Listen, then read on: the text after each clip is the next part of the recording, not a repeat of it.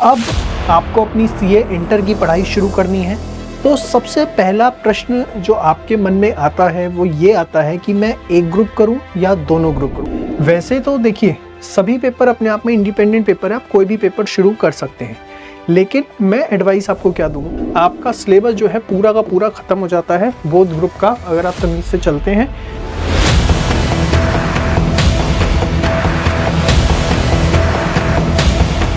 नमस्कार दोस्तों, जय श्री श्याम। सबसे पहला प्रश्न जो आपके मन में आता है वो ये आता है कि मैं एक ग्रुप करूं या दोनों ग्रुप करूं। सबसे पहला क्वेश्चन हर बच्चे के मन में आता है कि मैं एक ग्रुप दूं या दोनों ग्रुप दूं। तो मैं यहाँ पर हर बच्चे को ये क्लियर करना चाहूंगा कि आप सोचिएगा भी मत, आपको देने ही बोथ ग्रुप है, चाहे कुछ हो जाए। देखिए, अब तो सिर्फ और सिर्फ 6 पेपर रह गए, पहले 8 पेपर हुआ करते थे, तो 25% का बेनिफिट ये मिल गया है, प्लस एमसीक्यूज हो गए हैं 30 नंबर के हर पेपर में, ये एक और बेनिफिट मिल गया है। तो मेरे हिसाब से बिल्कुल नहीं सोचना चाहिए। और पहले एक चीज़ ये भी होती थी, अब ग्रुप 1 के बाद आर्टिकलशिप शुरू कर सकते थे, अब आप बोथ ग्रुप क्लियर करे बिना अपनी आर्टिकलशिप शुरू नहीं कर सकते। तो एक अनदर रीज़न बन जाता है कि आपको देने तो बोथ ग्रुप ही है, चाहे कुछ हो जाए। और ये बहुत सिंपल टास्क है, इसका पढ़ने का तरीका क्या रहेगा वो मैं आपको बताता हूँ। तो पहला क्वेश्चन क्लियर है कि एक ग्रुप देना है, दोनों ग्रुप, भाई साहब दोनों देने। सेकंड, सर ग्रुप 1 कैसे पढ़ना है, ग्रुप 2 कैसे पढ़ना है, तो मैं आपको इसका बड़ा सिंपल सरल तरीका बता देता हूँ।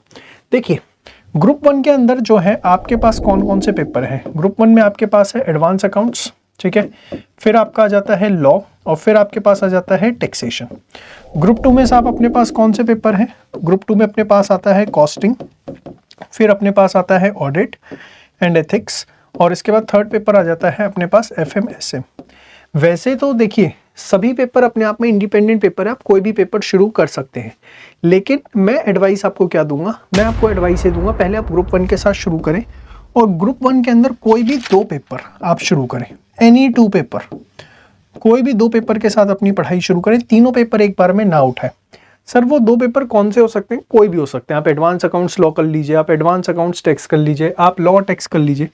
थोड़ा अच्छा पेन लेना चाहते हैं, शुरू से ही कुछ करना चाहते हैं, तो लॉ टैक्स के साथ भी शुरू कर सकते हैं, क्योंकि दोनों पेपर एकदम नए हो जाते हैं, तो ऐसा भी कर सकते हैं। बट कोई भी 2 पेपर आप ले सकते हैं, ठीक है ना, ऐसा कुछ नहीं है कि यही दो, जो आपका मन करे वो 2 पेपर जब आप शुरू करेंगे विद इन 1 मंथ या 1.5 मंथ्स, आपका कोई एक पेपर जब खत्म होता हुआ दिखेगा तब आप तीसरा पेपर करिएगा, ठीक है।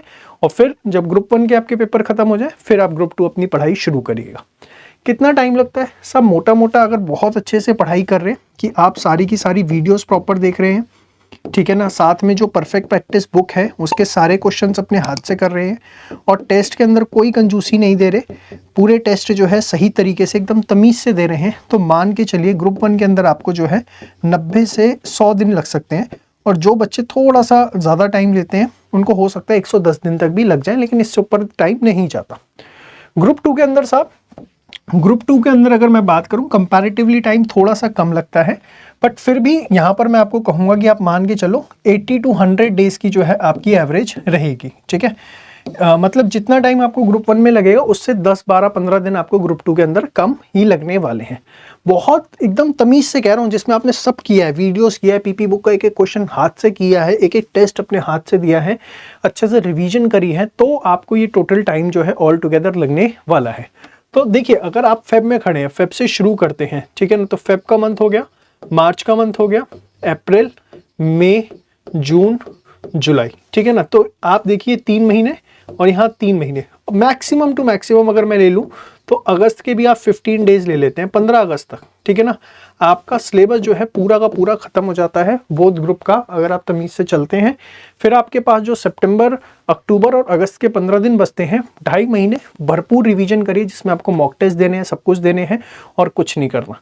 तो ये स्ट्रैटेजी आपकी होनी चाहिए कि मुझे पहले ग्रुप 1 करना है 90 से 100 दिन का टारगेट, और फिर मेरे को ग्रुप 2 करना है 80 से 100 दिन के टारगेट पे। अब करना कैसे है, कब कौन सा चैप्टर पढ़ना है, कब टेस्ट देने हैं, क्या करना है, ये एक अगला प्रश्न अपने मन में आता है। तो सपोज आपने एडवांस अकाउंट्स लॉ शुरू किया या लॉ या टैक्स शुरू किया, तो आपको जो है हमारे कोर्स के साथ मिलेगा टास्क मीटर, वही चीज़ जो सीए फाउंडेशन में मिलती थी, टास्क मीटर, जिसमें पूरे कोर्स को टास्क में ब्रेक किया गया है। तो आपको टास्क के हिसाब से करते हुए चलना है, ठीक है ना। अपना टारगेट रखना है कि पर डे जो है हमको पर डे 3 से 4 टास्क करने हैं। पर डे अगर आप 3 से 4 टास्क कर रहे हैं तो आराम से जो है आपका 90 से 100 दिन के अंदर कोर्स जो है वो कंप्लीट हो जाएगा। टास्क मीटर को आपको फॉलो करते हुए चलना है, उसमें सारी चीज़ें स्प्लिट कर रखी है। तो जैसे आपने लॉ पढ़ना शुरू किया तो लॉ के टास्क मीटर में जो बताया गया है, जिस तरीके से बताया गया उस तरीके से पढ़ाई करें। टेक्स्ट के टास्क मीटर में जैसे बताया गया कि पहले कौन सा चैप्टर करना है, टास्क 1 क्या है, टास्क 2 क्या है, टास्क 3 क्या है, उस तरीके से पढ़ाई करें। तो जो भी आप सब्जेक्ट कर रहे हैं उसके लिए टास्क मीटर जो है आप स्ट्रिक्टली फॉलो करें, कोई उसमें दिक्कत परेशानी वाली बात नहीं है। अब अगला प्रश्न ये आता है कि साहब प्री रिकॉर्डेड करें या लाइव करें, ठीक है ना, कि लाइव क्लास से करें या प्री रिकॉर्डेड से करें। तो दोनों ऑप्शंस आपके पास खुले हैं। प्री रिकॉर्डेड से करना चाहें तो सारी की सारी जो है वो न्यू रिकॉर्डिंग्स आपके पास अवेलेबल हैं, और लाइव करना चाहें तो लाइव बैच भी जो है लास्ट वीक ऑफ फेब से शुरू हो रहे हैं। लास्ट वीक ऑफ फेब से जो है आपके लाइव बैच शुरू होंगे, और इसमें हम सबसे पहले शुरू कर रहे हैं लॉ एंड टेक्स्ट लाइव के अंदर। डिफरेंस क्या होता है प्री रिकॉर्डेड लाइव में? प्री रिकॉर्डेड के अंदर ना आपको मल्टीपल टीचर्स के ऑप्शन मिल जाएंगे, ठीक है। जनरली हम कोशिश करते हैं यहाँ पे आपको 2 से 3 टीचर्स पर सब्जेक्ट के अवेलेबल करवा दें। तो अगर कोई चैप्टर कभी किसी टीचर का समझ पे नहीं भी आया तो ऑल्टरनेटिव टीचर आपके पास है जिसको आप देख के समझ सकते हैं।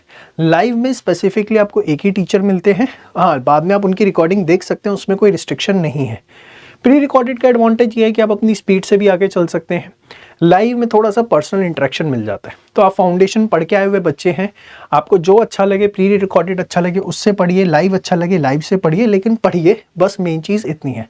तो मोटा मोटा क्रक्स में अगर मैं बात करूं, अपने को बोथ ग्रुप ही देने हैं। सबसे पहले ग्रुप 1 ही करना है, और ग्रुप 1 में अपने को क्या करना है बच्चे, 2 सब्जेक्ट उठाने हैं, टास्क मीटर फॉलो करना है, 90 से 100 दिन का टारगेट रखना है। पीपी बुक टेस्ट को बिल्कुल भी इग्नोर नहीं करना, जैसे फाउंडेशन में करी थी वैसे ही यहाँ पे करनी है। और फाउंडेशन में नहीं करी थी और गलती से पास हो गए तो इंटर में ये रिस्क लेने की कोशिश मत करना प्लीज़। और फिर मैंने आपको बता दिया टास्क मीटर फॉलो करेंगे और प्री रिकॉर्डेड लाइव दोनों डिटेल डिस्कशन दे दी। इसके अलावा भी कुछ भी जानना चाहते हैं तो मेरी रेगुलर काउंसलिंग क्लासेस होती हैं, हमारे सीनियर फैकल्टीज बैठते हैं, डाउट क्लासेस लाइव होती हैं, तो उसमें आप जाकर किसी से भी कुछ भी पूछ सकते हैं। सब आपको दिल खोल करके गाइड करने के लिए बैठे हैं, बिल्कुल भी घबराने की ज़रूरत नहीं है। तो फटाफट जो है आप अपनी तैयारी शुरू करिए। आज के लिए इतना ही, मिलते हैं नेक्स्ट वीडियो में, तब तक के लिए बाय बाय, टेक केयर, जय श्री श्याम।